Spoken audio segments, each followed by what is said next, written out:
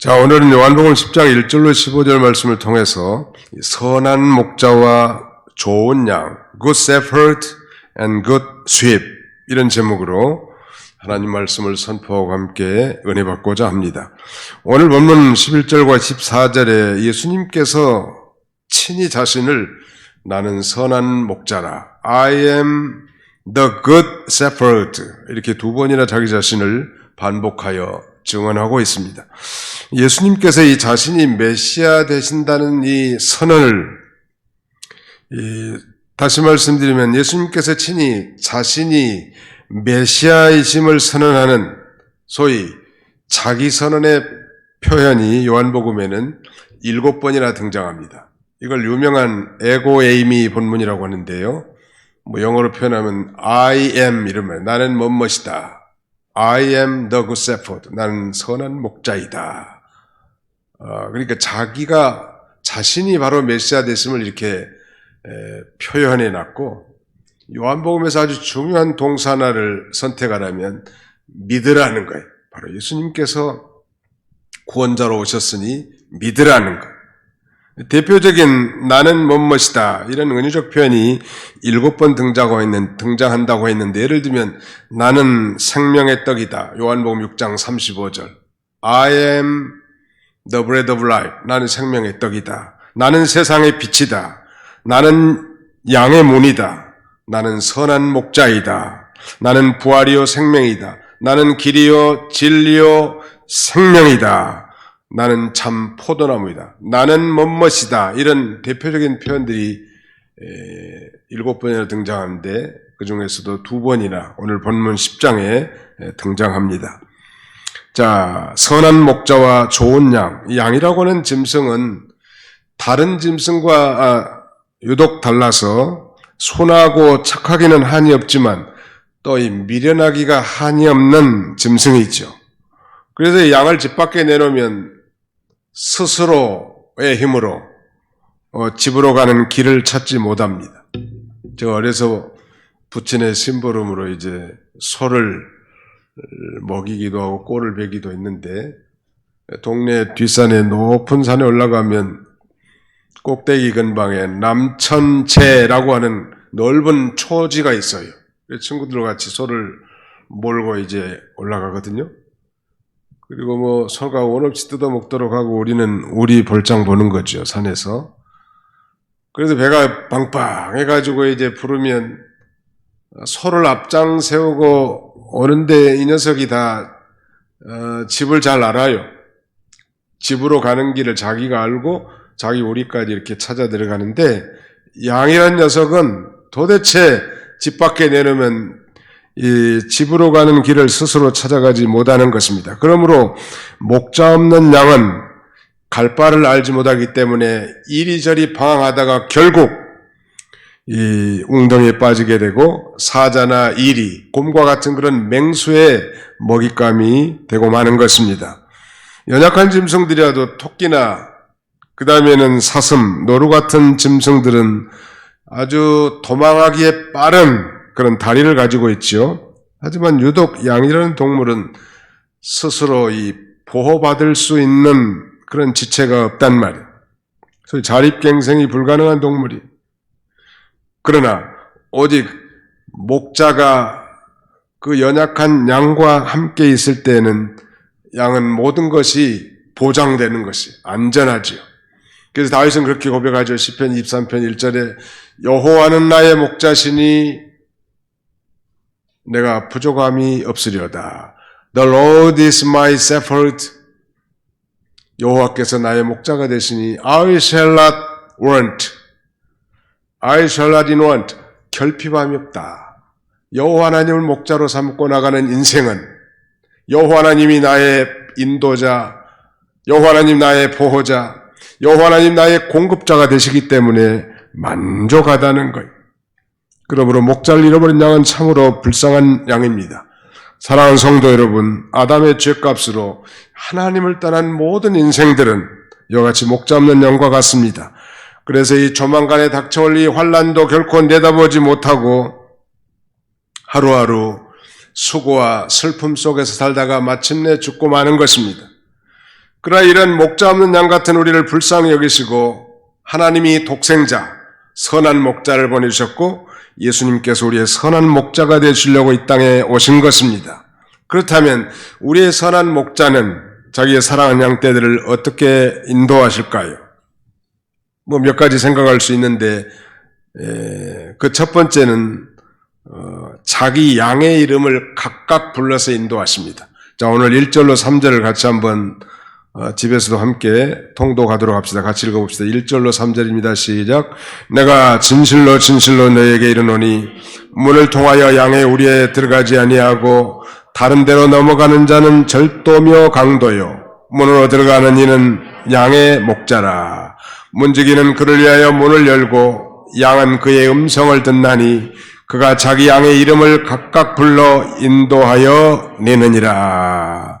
이름을 불러준다는 것, 참 이거야말로 그 사람을 인격적으로 대우해 준 거라고 할 수 있지 않겠습니까? 미국의 유명한 사업가요, 사회사업가였던 이 카네기는 그의 처세 성공 비결이 사람들의 이름을 많이 외우는 것이라고 했다고 합니다. 그는 무려 10,000명의 이름을 외웠다고 하는데, 우리 주일학교를 맡았던, 청년부를 맡았던, 유년부를 맡았던, 또 하나님께 위임받은 작은 목자들인데요. 주님의 그 위임받은 양들을 감당하려면 최소한 그 양들의 이름 정도는 기억해야 할 수 있어야 합니다. 여러분, 담임 목사님이 자기 성도인지도 모르고 담임 목사님이 자기 교회 성도들인데도 이름도 몰라준다면 나 같으면 그 교회 다니기 싫을 것 같아요. 물론 약간 정신이 약하고 기억력이 치맥기가 좀 있다든지 그러면 어쩔 수 없겠지만 최소한 지도자라면 자기 수하에 있는 사람들의 이름을 기억하고, 이름이라는 건 인격을 상징하기 때문에 인격적 대우를 해줘야 된다는, 인격적인 대우. 모든 상사들도 다 마찬가지. 우리 선한 목자이신 우리 주님이 우리를 그렇게 사랑과 인격적으로 대우해 주십니다. 억압하는 거 아니에요. 강요하는 거 아닙니다. 무지막지하게 시키는 게 결코 아니죠. 양치기 목동들은 자기가 맡은 모든 양들을 잘 알고 각각의 이름으로 불러낸다는 거예요. 양의 배경도 알고, 과거 경력도 알고, 현재의 문제도 알고, 양의 고통도 다 알고 그들을 인도하는 것입니다. 어떻게 그게 가능할까? 수많은 양들이 있는데 우리가 볼 때는 그놈이 그놈이고 그 녀석이 그 녀석 같은데 말이죠. 양치는 목동들은 다 아는데 어떻게 아는가 하면 그 양들이 다 흠이 없는 양이 하나도 없기 때문에 그런 그 특징적 결함을 보고 다리를 좀 쩔뚝거린다면 쩔뚝이라고 이름 지을 수 있겠죠. 털이 복스럽게 복슬복슬하면 뭐라고 지으면 좋겠어요? 복슬이라고 지으면 좋을까? 똥이 유독 많이 묻어있는 양이라면 똥양 이렇게도 부를 수 있겠지. 아무튼 그 레바논의 한 선교사가 가가지고 당신은 어떻게 당신이 치고 먹이는 그 양들을 알 수 있는지 좀 가르쳐 달라고. 그러니까 목동이 그러면 양을 한 마리를 제 눈을 감기고 아무 양이나 하나 집어와 보라고. 내가 그 양의 머리만 한번 만져봐도 단 한순간에 그 양이 어떤 양인지를 알 수 있다고 그렇게 대답했다고 합니다. 예수님과 하나님과의 깊은 인격적인 사랑의 관계성도 마찬가지입니다. 아버지께서 나를 아는 것처럼 나도 아버지 하나님을 잘 안다고 예수님이 그렇게 표현하셨는데요. 선한 목자 예수님은 그의 양의 모든 것을 다 아십니다. 여러분, 예수님께서 이제 세관을 지나가면서 세관에서 세모일을 관장하는 세리 마태의 그 심정을 꿰뚫어 보시고 아시고 그를 제자로 삼지 않습니까? 아니 정말 금기의 땅, 저 사마리아 땅에 유대인이라면 당연히 들어가지 않아야 됨에도 불구하고 예수님은 수가성의 한 여인, 정말 갈증에 시달리는 수가성의 한 그 여인을 구원하기 위해서 금기의 땅에 들어가 물 좀 달라고. 그래서 그를 위대한 구원으로 초청하고 참된 예배를 교훈하십니다. 그분들만이 아니라 오늘 예배드리는 저와 여러분들의 모든 마음도 다 우리 하나님께서는, 우리 선한 목자께서는 다 아시고 우리를 친히 인도하신 것입니다. 선한 목자는 바로 자기 양의 이름을 각각 불러 인도하는 것. 목사님, 나는 이름은 도저히 잘 기억을 못하겠어요. 다른 건 잘하는데. 그 사람들이 다른 것도 잘 못해요. 근데 이름을 어떻게 그렇게 잘 기억할 수 있는지 어떤 분의 경험에 의하면 자기는 어떤 분의 이름을 들으면 기도할 때, 특별히 새벽 기도할 때 그분을 놓고 이름을 부르면서 그분을 위한 간구, 그분을 위해서 이렇게 기도해 준다고 합니다. 그러면 그 이름이 오래까지 long-term, 장기간 기억할 수 있다는 거예요. 잘 기억력이 약한 사람들은 어떻게 하면 되겠어요? 기도하면서 그분을 부른 거예요. 그러면 절대 안 잊어져요. 아무리 머리가 나쁘고 뭐 기억력이 쇠한다 할지라도 오래까지 기억할 수 있단다. 전에 목회하는데 그 성도들 종종 만나면서 이름을 불러주면 그분들이 어떻게 그렇게 좋아하는지, 이렇게 세월이 많이 흘렀는데 어떻게 목사님이 우리 가족 이름을 다 아느냐고. 그 목사님이 머리가 뛰어나서 그런 게 아니에요. 깊은 사랑과 애정을 가지고 기도하는 가운데 마음에 새겨져 있단 말이에요.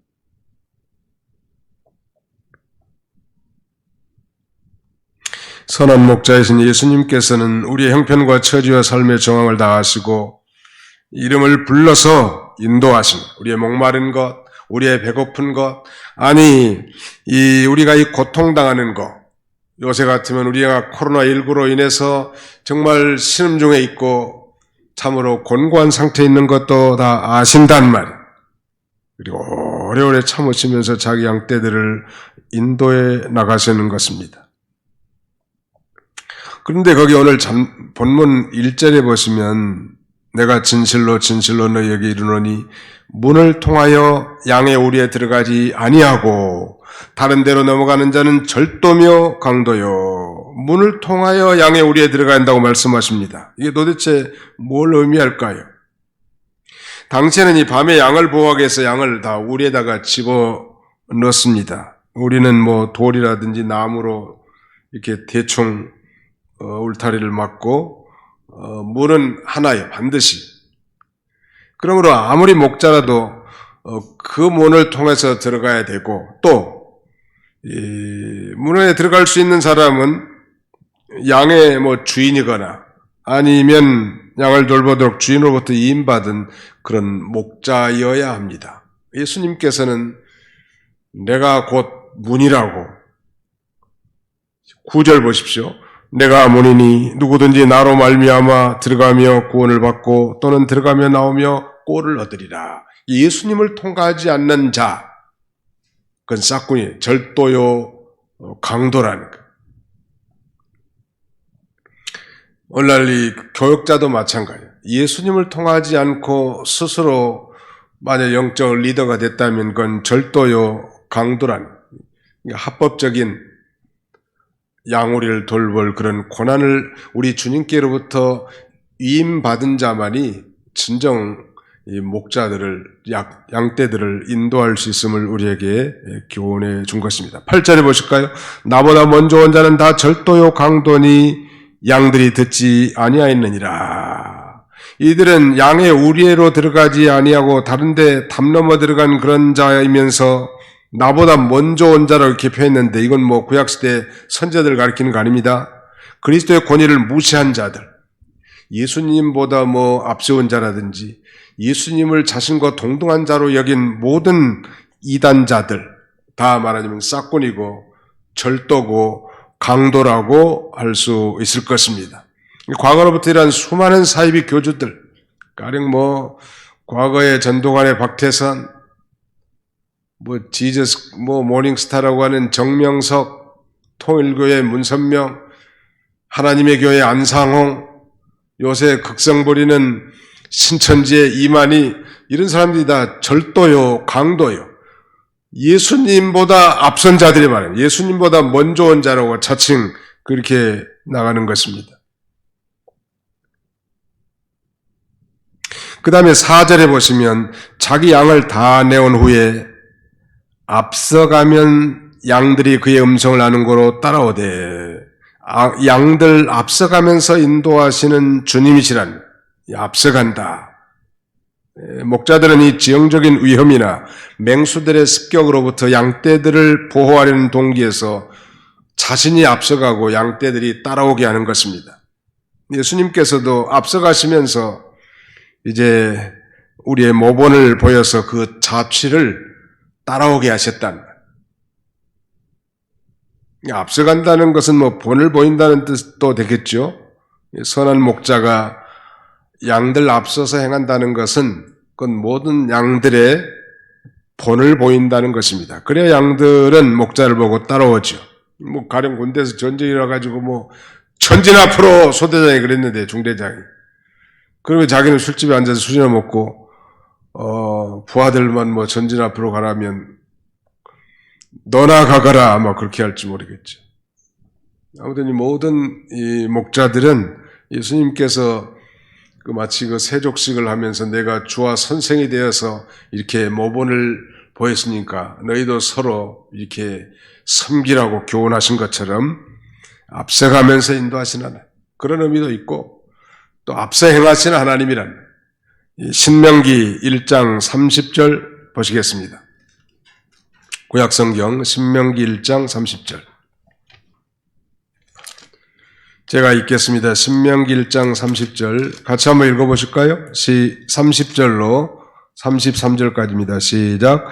너희보다 먼저 가시는 너희 하나님 여호와께서 애굽에서 너희를 위하여 너희 목전에서도 모든 일을 행하신 것 같이 이제도 너희를 위하여 싸우실 것이며, 광야에서도 너희가 당하였거니와 사람이 자기 이름을 자기 아들을 아는 것 같이 너희 하나님 여호와께서 너희가 걸어온 길에서 너희를 아느사 이곳까지 이르게 하셨느니라 하나 이래 너희가 너희 하나님 여호와를 믿지 아니하였도다.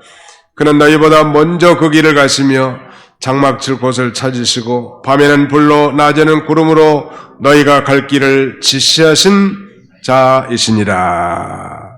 너희보다 먼저 가시는 너희 하나님 여호와께서, 두 번이나 반복되어 있는데 The Lord your God who goes before you, 여러분 앞에 가시는 여호와 너희 하나님께서, 이 말씀의 그 옛날 개역 한글판 성경은 너희 앞서 행하시는 너희 하나님 여호와께서 이렇게 번역하고 있는데 그것도 마음에 와닿는 것 같아요. 너희 앞서 행하시는 너희 하나님 여호와께서. 우리 하나님은 자기 언약 백성들을 앞서 가시면서 친히 그들을 사랑으로 인도하시고 보호하시고 또 장막칠 곳을 찾아주시고 먹을 것을 공급해 주시는 하나님이시고, 이 사실을 믿는 것이 중요한데 이스라엘 백성들은 사람이 자기 아들을 아는것 같이 이곳까지 안아서 인도했다는 이 놀라운 사실을 믿지 않았기 때문에 그들이 하나님 앞에 원망과 시험, 우상 숭배와 간음을 행하다가 다 광야에서 쓰러진 것입니다. 우리 하나님께서 우리 앞서서 인도하신 하나님, 우리는 보통 이 목전의 일들, 현상에만 급급하고 치우치는 게 우리의 단견적 소견을 가진 우리 인생들의 한계 같습니다. 여러분 한번 상상해 보세요. 유다 백성들이 범죄하니까 하나님이 바벨론 군대가 쳐들어오게 가지고 바벨론 느부갓네살이 와서 예루살렘 성을 불태우고 성전도 다 불태워버렸어요. 성전 기병들 다 빼앗아가고 수많은 백성들을 바빌로니아로 포로 잡아가지 않았습니까? 그러면서 하시는 말씀이 너희를 향한 나의 생각을 내가 하나니 재앙이 아니라 소망이요 장래의 소망을 주라는 것입니다. 재앙이 아니라 평안이요 미래의 소망 있게 하려 함이니라. 오늘날 이 코로나19의 기간이 지금 거의 몇 개월입니까? 10월 달이니까 거의 9달이 가까워집니다만 우리가 볼 때는 그야말로 긴 시간 같지만 하나님이 이 코로나 이후에 어떻게 우리를 인도하실지를 다 알고 계세요. 이스라엘 유다 백성들이 범죄하니까 바벨론에 포로 보냈지만 하나님께서는 그들을 그 70년 동안 연단시키면서 거기서 죄를 회개하고 순수한 양떼들로서 참된 목자이신 하나님만 따르도록 인도하기 위한 하나님의 섭리이고 또 궁극적으로는 참된 목자장이신 예수님을 보내서 인류를 죄에서 구원할 것을 예표한 것이었습니다. 우리 인간이 그 멀리를 내다볼 수는 잘 내다보지를 못한 게 우리 인생들인데요. 우리 하나님은 우리 양떼들 앞서가면서 우리를 친히 인도하시는 하나님이시죠. 그 다음에는 그 10절 한번 보실까요? 10절, 오늘 본문 10절, 요한복음 10장 10절입니다. 유명한 구절인데요. 도둑이 오는 것은 도둑질하고 죽이고 멸망시키려는 것뿐이요 내가 온 것은 양으로 생명을 얻게 하고 더 풍성히 얻게 하려는 것이라. 그 10절 하반절에 아주 유명한 성구죠. 한번 따라서 해보겠습니다. 내가 온 것은 양으로 생명을 얻게 하고 더 풍성히 얻게 하려는 것이라. 예수님이 이 땅에 오신 목적을 이렇게 간결하게 설명해 놨습니다. 오늘 예수님의 설교를 듣니 이 이스라엘의 이 종교 지도자들, 위선적인 바리새인과 그 다음에 이 서기관들은 이 선한 목자를 영접하지 않았단 말. 또 선한 목자의 음성을 듣지도 않았습니다. 오히려 그들은 도둑질하고 죽이고 멸망시키는 것뿐이지만 예수님이 이 땅에 오신 것은 양으로 생명을 얻게 하고 더 풍성한 생명을 얻게 하려는 것이었습니다. 유교와 불교 그리고 회교의 창시자인 공자와 그 다음에는 석가 그리고 이 마호메트는 다 자기 죄 때문에 죽었습니다. 왜? 인간이기 때문에. 자기 죄 때문에 죽었고 그의 무덤과 시체를 담은 관이 웅변적으로 그들의 죽음을 증언하고 있죠. 석가모니의 가르침은 너희 스스로 생명을 찾아보라. 그거요. 그러나 예수님은 내가 곧 길이요 진리요 생명이니 라고 말씀하시고 자기에게 오는 자는 생명을 주시고 더 풍성한 생명을 얻게 하시겠다는 것입니다. 오직 죄 없으신 예수님만이 양들을 위해서 대속의 죽음을 통해서 잃어버린 양떼를 찾으시고 구원과 생명을 주신 것이죠. 자신의 죽음, 자신의 이 대속적 죽음을 통해서 인류를 죄에서 구원해 주시고 영원한 생명을 얻게 하신 것입니다. 뿐만 아니라 더 풍성한 생명을 얻게 하려는 것이라는 이 말씀은 이 구원받은 성도의 신앙, 인격과 삶이 강건해지고 온전해진 걸 가리켜요. 그래서 더 풍성한 생명의 삶을 살게 해 주실 것을 가리키는 것입니다. 단지 구원과 영생만 얻는 그 단계에서 끝나는 것이 아니라 아주 영생을 누리면서 주님 안에서 사는 이런 풍성한 삶. 전에는 정말 방황한 양떼들이었고 정말로 하나님 앞에 범죄하고 사람 앞에도 유익을 주지 못한 그런 존재였는데 이제 예수를 믿고 성령 받은 이후에 점점 그리스도의 온전한 신앙의 인격까지 자라가고 성장한 그런 풍성한 삶을 살게 해주시기 위해서 예수님을 오셨고 이를 위해서 예수님은 양들을 위해 목숨을 버린 것입니다. 11절에 보시면 나는 선한 목자라 선한 목자는 양들을 위하여 목숨을 버리거니와 그랬고요. 15절 하반절에도 나는 양을 위하여 목숨을 버리노라. 여기 양들과 양은 다른 번역에는 그 양이라고 되어 있습니다. The sheep. 바로 이 그 양은 아버지께서 예수님에게 주신 양. 다시 말씀드리면 창세 전에 그리스도 예수 안에서 선택된 영생 얻기로 작정된 자를 가리킵니다.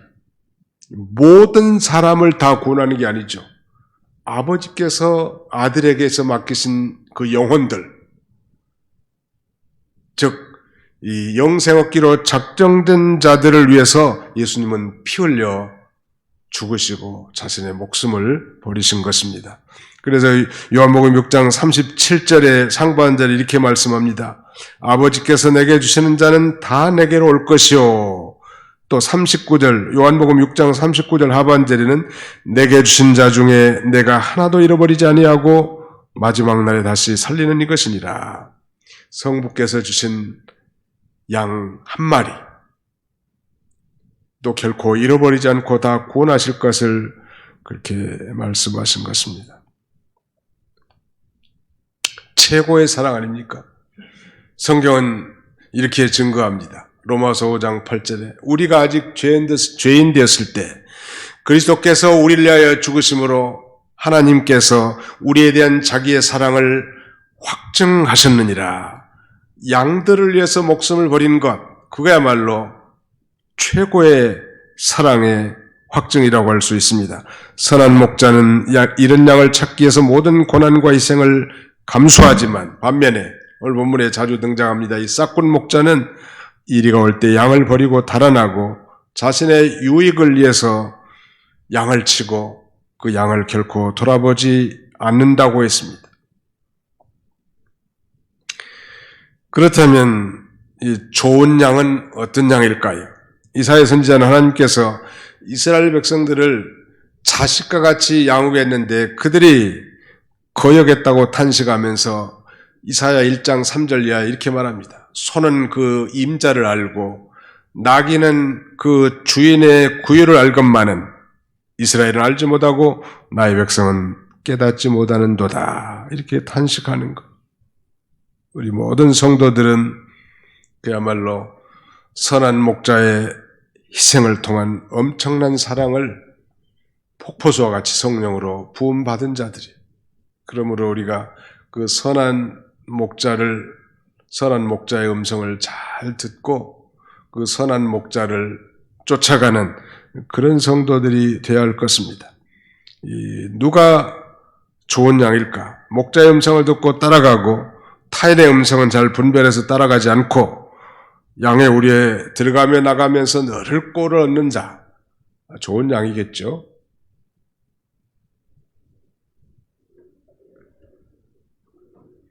분별력이 없어가지고 말이죠. 정치적인 선전선동하는 그런 사람들을 따라가고 한쪽으로 지나치게 치우친 유튜브에 매료되고 쇠뇌돼가지고 말이죠. 이 건전한 성경적 가치를 바로 분별하지 못하는 이 세력들이 한국에 너무너무 많은 거예요.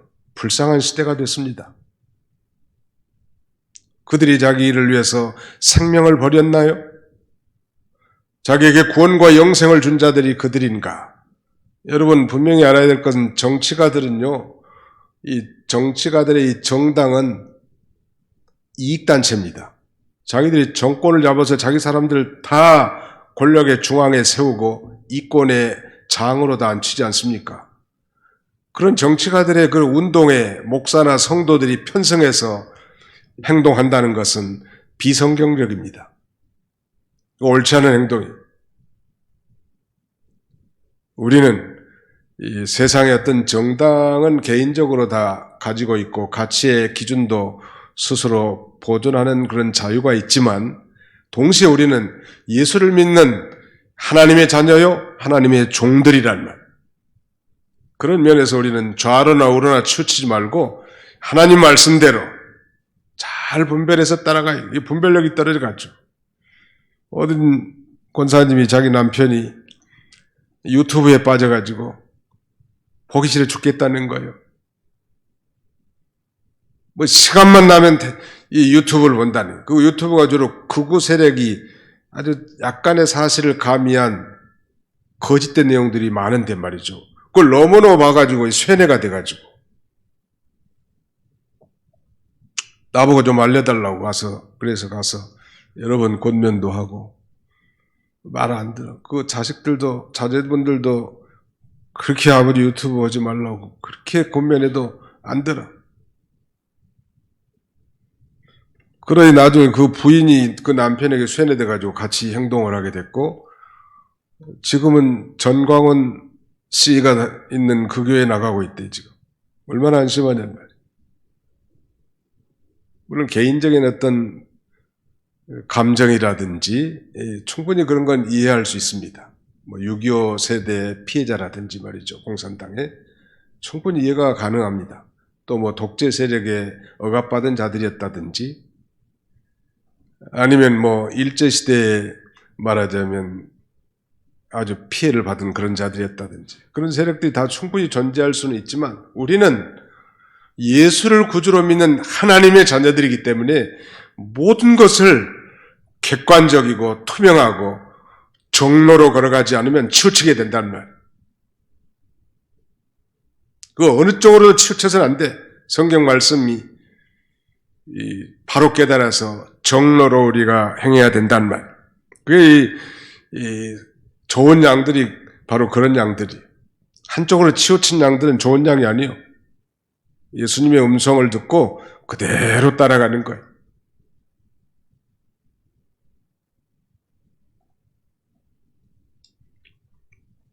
어미박쥐가 이 동굴 안에 수천 마리나 되는 새끼들 중에서 어떻게 자기 새끼들을 찾아내서 먹이를 주고 양육할 수 있을까? 참 신기한 일인데, 그것은 이 새끼 박쥐들이 어미가 돌아올 때쯤 되면 입을 크게 벌려서 힘껏 울어댄다고 합니다.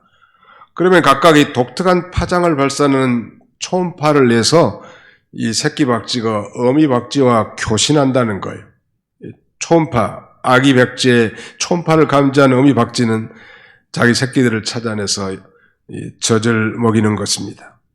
이와 같이 좋은 양은 선한 목자의 음성을 알아들을 수 있는 것. 아무리 목사고 아무리 장로님, 권사님, 집사님들이라고 해도 이 한쪽에 치우쳐 있으면 유혹에 넘어가기 쉬운 거예요.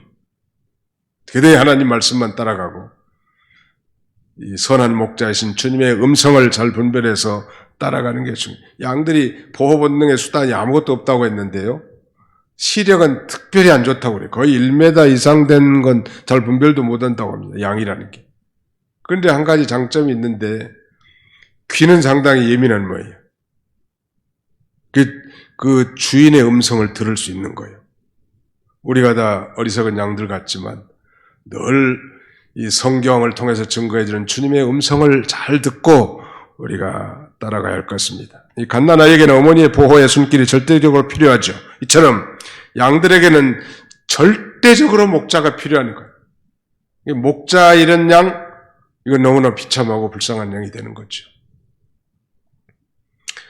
아무리 좋은 집이 있고 풍성한 먹거리가 있고 누리고 즐길 수 있는 좋은 환경에서 산다 할지라도 나는 목자가 없이는 살 수 없습니다. 그게 좋은 양이죠. 나는 돈이 없으면 살 수 없습니다. 나는 권력을 쟁취하지 않으면 살 수 없습니다. 그건 좋은 양이라고 말할 수 없어요. 아, 목사님 그래도 예수를 믿어 돈도 있어야 살지요. 틀린 말은 아닙니다. 그 돈이 그를 끌고 간 목자가 된다면 그게 큰 문제죠. 또 우리가 목자의 음성을 듣고 믿음으로 잘 살면요, 육신에 필요한 돈도 다 하나님이 알아서 살게 해줘. 나는 그걸 지금까지 믿고 삽니다. 하나님이 살아계시는데 정말 주님의 음성을 듣고 믿음으로 살려고 하는데 왜 자기 백성을 굶겨 죽이겠냐는 말. 누가 하나님의 사랑에서 우리를 끊겠냐는 말. 어떤 기근이 우리를 끊을 수 없습니다.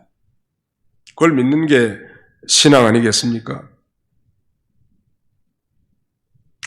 우리가 다 예수를 믿는 성도라면 양떼들이 됐는데 혹시 주님을 잃어버리고 멀리 떠났다고 하면 돌이켜야 할 것입니다. 우리 주님은 우리 마음의 문을 두드린다고 하지 않았습니까? 볼지어다 내가 문 밖에 서서 두드리노니 누구든지 내 음성을 듣고 문을 열면 내가 그에게로 들어가 그와 더불어 먹고 그는 나와 더불어 먹으리라 그랬습니다. 예수 그리스도의 음성을 듣는다는 건 다만 귀로만 듣는다는 건 아닙니다. 말하자면 그의 말씀을 믿고 순종하는 것까지 다 포함되죠. 들어가며 나가며 꼴을 얻는다고 했는데 예수 그리스도의 세계, 영적 세계에 깊이 들어가서 주님과의 깊은 영적 교통을 통해서 신령한 양식을 먹기도 하지만 또 주님이 내게 주신 명령, 아니 내게 대한 하나님의 뜻을 밖으로 나가서 또 순종할 때 우리는 하늘의 신령한 꼴, 영의 양식을 먹게 됩니다. 우리 예배드린 것도 영의 양식을 먹는 거지만 자기의 직분을 감당하는 것도 영의 꼴을 먹는 거예요. 예수님께서는 그렇게 말씀하시죠. 내 양식은 내 아버지의 뜻을 온전히 행하는 것이라고. 믿음으로 사는 것이 양식이요. 교회에서만이 아니라 밖에 나가서도 믿음으로 아내도 대하고, 믿음으로 남편도 대하고, 믿음으로 내 손을 한 모든 물산에도 대하고, 그것이 내 심령의 위로와 기쁨, 안식과 평안을 주는 참된 영혼의 양식이 되는 것입니다. 이제 말씀을 맺고자 합니다. 베드로 사도는 베드로전서 2장 25절에 너희가 전에는 양과 같이 길을 잃었더니 이제는 너희 영혼의 목자와 감독 되신 이에게 돌아왔느니라 라고 이렇게 말씀합니다. 우리가 길을 잃고 죄에서 헤매고 있을 때 하나님께서 그 독생자 선한 목자를 우리에게 보내주셔서 길을 찾게 했단 말. 한때는 멋대로 행하고 방황했던 그 죄의 가시로 찔리고 핥힌 상처를 예수 그리스도의 보혈로 씻어 낫게 해주시고 점점점 날마다 온전케 나가시는, 그래서 소망이 있는 것입니다. 여러분, 전에도 말씀드렸습니다만 야곱은 그의 인생 말년에 이제 11번째 아들인 요셉의 초청을 받아 애굽으로 가지요. 그때 그 바로 앞에 자신의 나이를 고백할 때가 130세라고 말하면서 이제 그 요셉의 두 아들 에브라임과 므낫세에게 손을 얹고 말하자면 축복 기도를 해주는데 그의 기도 내용 가운데 아주 중요한 그의 신앙적 고백이 묻어있는 대목이 나옵니다. 뭐라고 고백하는가 하면 이렇게 말하는 거예요. 나의 조부 아브라함과 아버지 이삭이 섬기던 하나님, 나의 출생으로부터 지금까지 나를 기르신 하나님, 나를 모든 환난 가운데 건지신 여호와의 사자께서 이 아이들에게 복을 내려 주옵소서.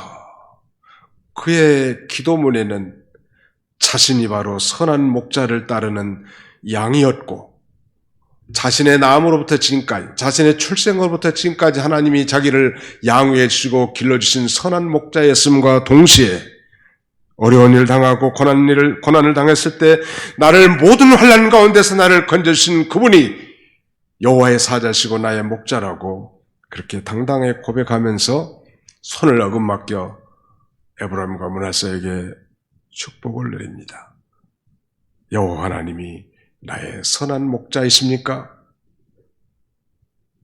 선한 목자를 쫓는, 그래서 그 선한 목자의 정말 세미한 음성을 듣고 그 선한 목자를 잘 쫓아가는 그런 우리 모든 성도님들이 다 되시기를 주님의 이름으로 축원합니다. 기도합시다. 다 같이 기도하겠습니다.